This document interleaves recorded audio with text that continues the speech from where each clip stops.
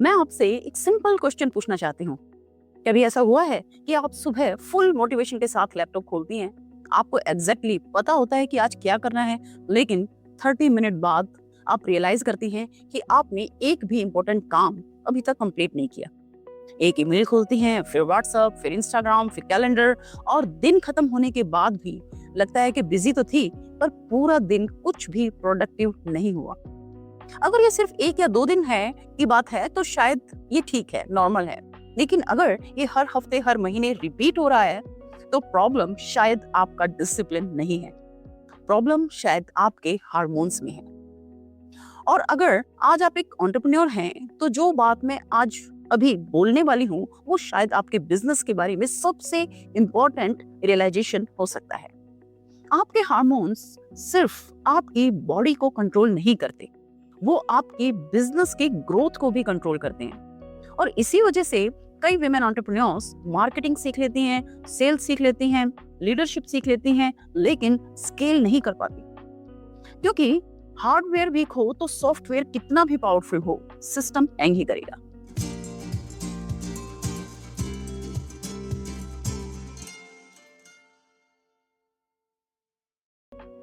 नमस्ते, मैं डॉक्टर सुनीता आत्री, और पिछले कई सालों से हजारों women entrepreneurs, business owners, leaders और प्रोफेशनल्स के साथ काम कर रही हूँ। और मैंने एक शॉकिंग पैटर्न नोटिस किया है। जो विमेन सबसे एम्बिशियस थी, वो सबसे ज्यादा बर्न आउट का शिकार थी। रेवेन्यू बढ़ रहा था लेकिन एनर्जी गिर रही थी, फॉलोअर्स बढ़ रहे थे लेकिन कॉन्फिडेंस कम हो रहा था, बिजनेस एक्सपैंड हो रहा था लेकिन हेल्थ कोलैप्स हो रही थी।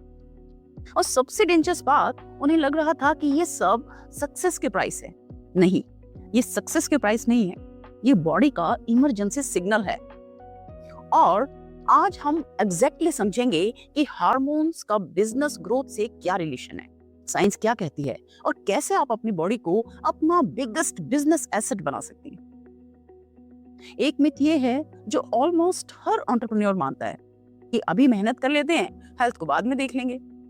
लेकिन बॉडी ईएमआई पर काम नहीं करती। जो स्ट्रेस आप आज इग्नोर करेंगे, वो कल इंटरेस्ट के साथ रिटर्न करना पड़ेगा। शायद आप भी इनमें से जरूर कुछ ना कुछ एक्सपीरियंस करती होंगी, जैसे हर वक्त fatigue, brain fog, mood swings, weight gain, hair fall, poor sleep, irregular periods, constant sugar cravings. और फिर आप खुद को ब्लेम करती होंगी कि मैं डिसिप्लिन नहीं हूँ, मैं लेजी हो गई हूँ, शायद मेरी एज हो गई है। लेकिन क्या सच में ऐसा है? आप लेजी हो गई हैं? नहीं, आपकी बायोलॉजी हेल्प मांग रही है। और जब बायोलॉजी डिस्टर्ब होती है, बिजनेस भी डिस्टर्ब होता है। तो चलिए अब इसे साइंस की लैंग्वेज में समझते हैं। इमेजिन कीजिए, आपका बिजनेस एक कंपनी है और हार्मोन्स उस कंपनी का मैनेजमेंट बोर्ड है। Cortisol stress manager, insulin energy manager, thyroid speed manager, and oestrogen और प्रोजेस्टेरोन कम्युनिकेशन और इमोशनल बैलेंस मैनेजर। अब सोचिए, अगर मैनेजमेंट बोर्ड ही chaos में हो तो कंपनी का क्या होगा? एग्जैक्टली वही बॉडी के अंदर होता है। जब स्ट्रेस क्रोनिक हो जाता है, बॉडी कंटिन्यूअसली कॉर्टिसोल रिलीज करती है। शॉर्ट टर्म में ये यूजफुल है, लेकिन लॉन्ग टर्म ये हार्मोन बैलेंस को डिस्टर्ब कर सकता है, स्लीप को अफेक्ट कर सकता है, और डिसीजन मेकिंग पर भी असर डालता है। मैं आपसे एक क्वेश्चन पूछती हूँ, बिजनेस ग्रो कैसे होता है? Good decision, clear thinking, confidence, consistency, high energy, right? अब सोचिए, अगर हार्मोन्स ही इन सब चीजों को अफेक्ट कर रहे हैं, तो बिजनेस कैसे इम्पैक्ट नहीं होगा? जब आप एग्जॉस्टेड होती हैं, आप डिफिकल्ट कॉन्वर्सेशन को पोस्टपोन करती हैं, हायरिंग डिले करती हैं, कंटेंट पोस्टपोन करती हैं, सेल्स कॉल्स अवॉइड करती हैं, इनोवेशन कम हो जाता है, और धीरे धीरे रेवेन्यू प्लेट्यू हो जाता है। इसीलिए मैं कहती हूँ, हार्मोनल इम्बैलेंस सिर्फ हेल्थ इशू नहीं है, ये लीडरशिप इशू है, ये प्रोडक्टिविटी इशू है, ये बिजनेस इशू है। मेरी एक क्लाइंट थी, एक सक्सेसफुल एंटरप्रेन्योर। उन्होंने मुझे कहा, डॉक्टर मेरा बिजनेस ग्रो नहीं हो रहा है, मुझे लगता है मुझे और मार्केटिंग सीखनी चाहिए। लेकिन कंसल्टेशन के बाद पता चला कि प्रॉब्लम मार्केटिंग नहीं है, प्रॉब्लम थी 5 घंटे की स्लीप, ब्रेकफास्ट स्किप करना, high stress, no movement, constant caffeine. हमने उनकी बिजनेस स्ट्रेटजी को टच भी नहीं किया, सिर्फ उनके डेली रूटीन को इम्प्रूव किया। Nutrition, sleep, stress management, movement. और 3-4 महीने के बाद सिर्फ रिपोर्ट्स ही नहीं बदली, उनकी एनर्जी भी बदली, डिसीजन मेकिंग बदली, लीडरशिप बदली और नेचुरली बिजनेस भी इंप्रूव हुआ। कभी कभी आपको बिजनेस नहीं, बॉडी को ऑप्टिमाइज करना होता है। मैं इसे कहती हूँ the founders vitality protocol. 3 simple pillar.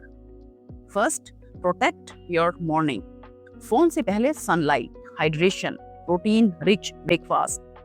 Body को सर्वाइवल मोड में मत भेजिए। Pillar 2, protect your energy.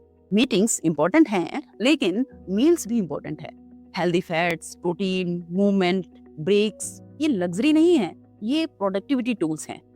Pillar 3, protect your brain. Sleep को कंप्रोमाइज मत कीजिए, स्क्रीन से ब्रेक लीजिए। डीप ब्रीदिंग, ब्रेन फॉग, रात की रिकवरी अगले दिन की परफॉर्मेंस डिसाइड करने के लिए काफी होती है। मैं हर विमेन एंटरप्रेन्योर से एक बात कहना चाहती हूँ, प्लीज बर्नआउट को सक्सेस का सिंबल मत बनाइए। अगर आपकी हेल्थ टूट गई तो बिजनेस चल भी गया तो उस सक्सेस का एंजॉयमेंट कौन करेगा? याद रखिए, your business will never consistently out perform the health of the person leading it. और इसीलिए मैं कहती हूँ, your body is not separate from your business, your body is your biggest business asset. अगर आज की वीडियो ने आपको रियलाइज कराया कि शायद प्रॉब्लम मोटिवेशन की नहीं बायोलॉजी की है, तो कमेंट्स में सिर्फ एक वर्ड लिखिए, वाइटलिटी। मैं पर्सनली देखना चाहती हूँ कि कितनी विमेन एंटरप्रेन्योर्स आज अपनी हेल्थ को बिजनेस स्ट्रेटेजी का हिस्सा बनाने के लिए रेडी हैं। और अगर आप चाहते हैं कि मैं आपके लिए एक कंप्लीट फाउंडर्स वाइटलिटी ब्लूप्रिंट बनाऊं, जिसमें nutrition, stress management, hormonal health और प्रोडक्टिविटी का step by step road map हो, तो डिस्क्रिप्शन में दिए गए लिंक से मेरा फ्री गाइड डाउनलोड कीजिए। और अगर आप बिलीव करते हैं कि सक्सेस और हेल्थ एक साथ ग्रो कर सकते हैं, तो इस चैनल को सब्सक्राइब कीजिए। यहाँ हम सिर्फ डिजीज ट्रीट नहीं करते, हम विमेन एंटरप्रेन्योर्स को उनकी हाईएस्ट पोटेंशियल पर परफॉर्म करना सिखाते हैं।